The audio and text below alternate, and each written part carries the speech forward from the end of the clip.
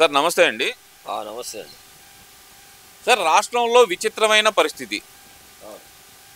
ఎలాగంటే గనక ఏదైతే తమ ఎమ్మెల్సీ పదవులకు రాజీనామా చేసిన వైసీపీకి సంబంధించిన ఎమ్మెల్సీలని పిలిచి మీకు ఎవరు పదవులు ఇస్తామని చెప్పి ఆఫర్ చేశారంటూ ఒక చైర్పర్సన్ అడగటం, ఏదైతే కనుక మెంబర్ ఆఫ్ లెజిస్లేటివ్ కౌన్సిల్కి సంబంధించిన చైర్పర్సన్ మోషేరాజు గారు వాళ్ళని విచారించడం అసలు ఎలా చూడాలంటారు ఈ పరిస్థితిని? అసలుకి మోషేరాజు అనేటువంటి ఆయన శాసనమండలి చైర్మన్గా ఉండటం మనకు దురదృష్టకరం. ఎందుకంటే గతంలో మనం చూసాం షరీఫ్ గారు ఎంత చక్కగా దాన్ని ఎంత హోదాగా నడిపించారనేది అందరికి కూడా ఆంధ్ర రాష్ట్రంలో ఉన్నటువంటి ప్రతిపక్షం కానీ అధికార పక్షం కానీ అందరూ కూడా ఆ రోజు అభినందించిన సంగతి ఒకసారి మనం గుర్తు తెచ్చుకోవాలి. ఎందుకంటే మీకు ఈ మోషేరాజు అసలు అతను ఒక శాసనమండలి చైర్మన్ అంటే ఒక గవర్నర్ తర్వాత నెక్స్ట్ హోదా అయింది. ఒక ముఖ్యమంత్రి కంటే కూడా వాల్యూ గల పోస్ట్ ఏదంటే శాసనమండలి చైర్మన్, ఆ తర్వాతే ముఖ్యమంత్రి. అలాంటి హోదాలో ఉన్నటువంటి వ్యక్తి ఒక చీఫ్ రాజకీయాలు మామూలు స్ట్రీట్లో ఉండేటువంటి వాళ్ళు మాట్లాడుకునే విధంగా మాట్లాడాడంటే చాలా దురదృష్టకరం విషయం. ఇవాళ రాజకీయాలు అందుకే నిన్న మన దీనికి అనుబంధంగా పిల్లల చేత ఒక అసెంబ్లీ పెట్టించడం చాలా గొప్ప విషయం లోకేష్ బాబు. ఎందుకంటే ఆ పిల్లలు చూసైనా సరే ఈయన ఈ శాసనమండలి చైర్మన్ బుద్ధి తెచ్చుకోవాలా. ఎందుకంటే నీకేం సంబంధం, వాళ్ళు మేము రాజీనామా ఇస్తున్నామని చెప్పారు, మీరు రాజీనామా ఇస్తున్నామంటే యాక్సెప్ట్ చేయండి. మీకెందుకంటే మీకు అవతల వాళ్ళు ఆ పార్టీ వాళ్ళు మీకు ఏమన్నా మంత్రి పదవి ఇస్తాడా, లేకపోతే మళ్ళీ శాసనమండలి చైర్మన్ మళ్ళీ శాసనమండలి ఇస్తారా, ఎమ్మెల్యే టికెట్ ఇస్తారా, లేకపోతే చైర్మన్ ఇస్తున్నారా? ఇవన్నీ మీకు ఎందుకండి? మీరు హోదాగా వాళ్ళు మేము వెళ్ళిపోతామని చెప్పి రాజీనామా మళ్ళీ మీరు పిలిచినా కూడా రెండోసారి మూడోసారి కూడా చెప్పినా కూడా వాళ్ళు మేము వెళ్ళిపోతాం బాబు అంటే మధ్యలో మీ బాధ ఏంటో మాకేం అర్థం కావట్లేదు. ఇది అంటే మీరు కేవలము ఒక్క జగన్మోహన్ రెడ్డి చెప్తేనే ఆయన కనుసైగల్లోనే మీరు పనిచేస్తున్నారు. ఇది వాళ్ళ శాసనమండలి చైర్మన్ అంటే ఎలా ఉండాలి?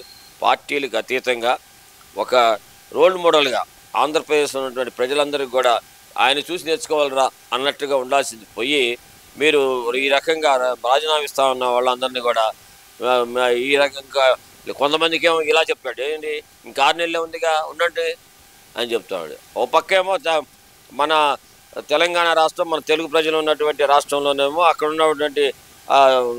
ఉన్నటువంటి చైర్మన్లేమో మీరు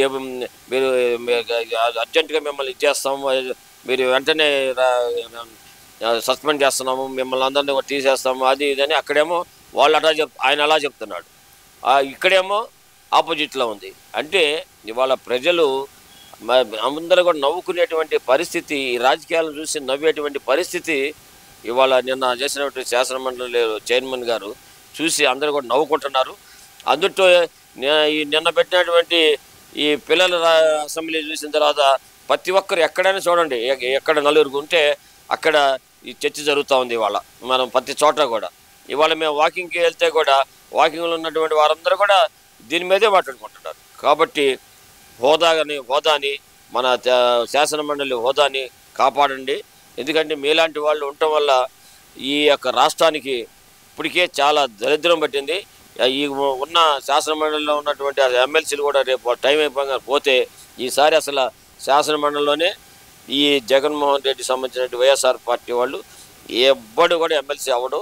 కాబట్టి ఎందుకంటే అక్కడ 11 మంది ఉన్నారు కాబట్టి అసలు శాసనమండలికి ఎవ్వరూ ఉండరు. కాబట్టి రేపు ప్రతిపక్షం కూడా తెలుగుదేశం పార్టీ అవుతుందని చెప్పేసి కూడా తెలియజేస్తా ఉన్నాను. అంటే ఇక్కడ ఒక్క విషయం సార్, అసలుకి ఎలా చూడాలంటారు? ఇక్కడ ప్రధానంగా చూసుకుంటే కనుక వాళ్ళ ఆధిక్యం ఏదైతే ఉందో ఇప్పటివరకు శాసన మండలిలో వైఎస్ఆర్సీపీ ఆధిక్యం ఏదైతే ఉందో దాన్ని తగ్గుతుందేమో, దానివల్ల వాళ్ళకు ఉన్న ప్రతిపక్ష హోదా కూడా పోతుంది. అక్కడ ఏదైతే కనుక క్యాబినెట్ హోదా బొత్స సత్యనారాయణ గారికి ఏదైతే ఇచ్చారో, ప్రతిపక్ష నాయకుడు హోదా ఏదైతే ఇచ్చారో అది కూడా పోతుందేమో భయంతోనే ఇలాంటి కార్యక్రమాలు చేస్తున్నారనుకోవచ్చు అంటారా?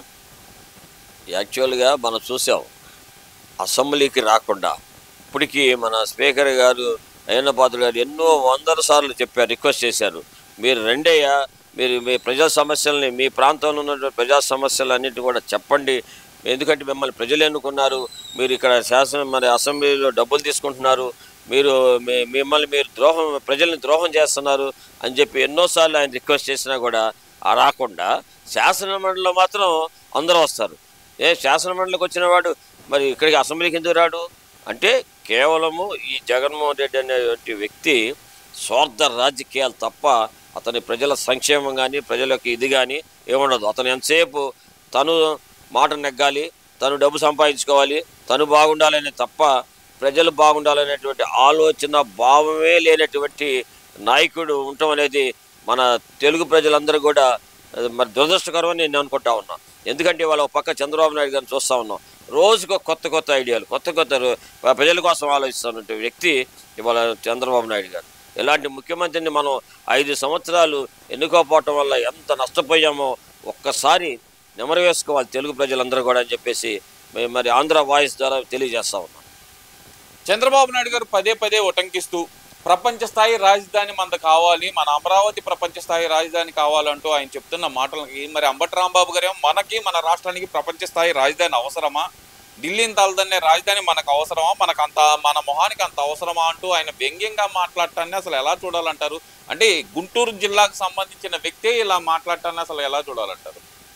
అంబటి రాంబాబు అనేవాడు ఒక చీడ పురుగు, రాజకీయాలకు ఉండాల్సిన వ్యక్తి కాదు అతను. ఎందుకంటే అతను కేవలము రాక్షస జాతి. ఎందుకంటే మనం చూసాం గతంలో కూడా దేవతలు ఉన్న చోట రాక్షసులు ఉంటారు. దేవత అంటే ఎవరు? మంచి పని చేసేవాడిని దేవతలు అంటారు, చెడు పని చేసేవాడిని రాక్షసులు అంటారు.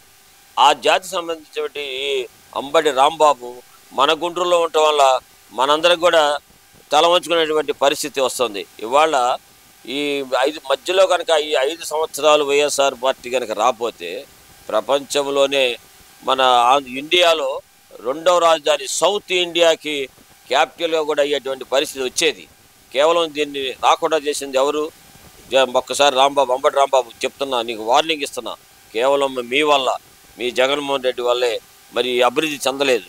ఇక్కడ ప్రజలందరూ కూడా వైఎస్ రాజశేఖర రెడ్డి గారు లాగా ఏదో చేస్తాడు, మనకి ఇంకా బాగా మంచి చంద్రబాబు కంటే బాగా చేస్తారనేటువంటి ఆశతో ప్రజలందరూ సామాన్యులే కాదు, చదువుకున్న వాళ్ళు కాదు, లేబర్ కాదు, అందరూ వేశారు.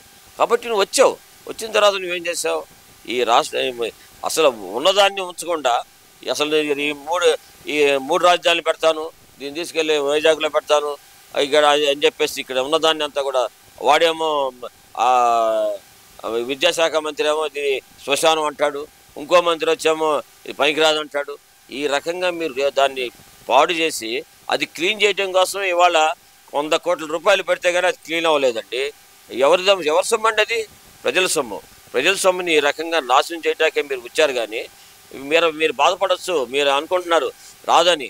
నేను చెప్తున్నా, రాబోయే కాలంలో సౌత్ ఇండియాకి రాజధాని అవుతుంది. ఎందుకంటే 2వ రాజధాని కూడా అవసరం ఉంటుంది రేపు పొద్దున. అలాంటిది దాంట్లో ఇక్కడ మన ఆంధ్రప్రదేశ్ కూడా అవుతుందని చెప్పేసి నేను నమ్ముతున్నా, ప్రజలందరూ కూడా నమ్ముతున్నారని చెప్పేసి తెలియజేసుకుంటాను. సరే, ఇక్కడ ఇంకో విషయం కూడా తీసుకుంటే కనుక ఈ మధ్యకాలంలో జగన్మోహన్ రెడ్డి పులివెందుల్లో ప్రజా దర్బార్ పెట్టారండి. అసలు ఎలా చూడాలంటారు? మరి గతంలో ఏ రోజు ప్రజలను కలవని అంటే ప్రజావేదికనే పడేసిన జగన్మోహన్ రెడ్డి గారు ఈ రోజు ప్రజా దర్బార్ అంటూ ఒక కార్యక్రమాన్ని నిర్వహించడాన్ని అసలు ఎలా చూడాలంటారు? ఎందుకంటే మనం చూసాం అక్కడ బీటెక్ రవి గారు పులివెందుల్లో బాగా వేశాడు. ఇక రాబోయే కాలంలో వాడికి అక్కడ ఎమ్మెల్యేగా గెలిచేటువంటి పరిస్థితి కూడా లేదు. ఎందుకంటే అంతకుముందు రాజశేఖర రెడ్డి గారి టైంలో కానీ వాళ్ళు కానీ ఎప్పుడు కూడా లక్షల్లో మెజార్టీ వచ్చేది. కానీ మొన్న మీరు చూశారు ఇలా మరి అది వేలల్లోకి వచ్చేసింది. వేలల్లోకి వచ్చింది కాబట్టి అందుట మీద బీటెక్ రవి గారు వాళ్ళ మిస్సెస్కి మరి గెలవటం ఇవన్నీ కూడా చూస్తుంటే రాబోయే కాలంలో నేను కూడా ఇక్కడ గెలవననేటువంటి భావంతోనే ఈ దొంగ ప్రజా దర్బార్ అనేది ఒకటి ఏర్పాటు చేశాడు. ఇవాళ ప్రజా దర్బారు పడగొట్టినటువంటి దీన్ని వాళ్ళ ప్రజలందరూ కూడా వెళ్ళి అక్కడ ఎగ్జిబిషన్ లాగా చూస్తూ ఉన్నారు. అలాంటి వాడు ఇవాళ ఎందుకు వచ్చాడు అంటే కేవలం అతను ఎమ్మెల్యే పోస్ట్ కూడా రేపు నేను గెలవలేనంటే భయంతోనే ఈ యొక్క ప్రజా దర్బార్ని పెట్టాడు తప్ప ప్రజలకి మాత్రం మేలు చేయడం మాత్రం పెట్టలేదనే సంగతి ఒక్కసారి మీ ఆంధ్ర వాయిస్ ద్వారా తెలియజేస్తున్నాం.